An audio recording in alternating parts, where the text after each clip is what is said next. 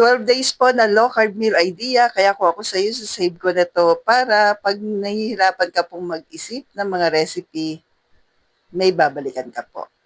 Pork salpikaw, yan. Coco aminos po na organic, no sugar po yan yung pampalasa natin. Daing na bangus na may kasabay na ensalada, ampalaya, tsaka yung leftover na sinigang. No sugar po na chicken teriyaki. Keto tocino po, ay tocino tuloy, keto bacon. Sorry naman, asin lang po nilagay natin. Homemade po yan na bacon, then balbakwa. Yan, sarap nito lalo na pag ganitong panahon na malamig.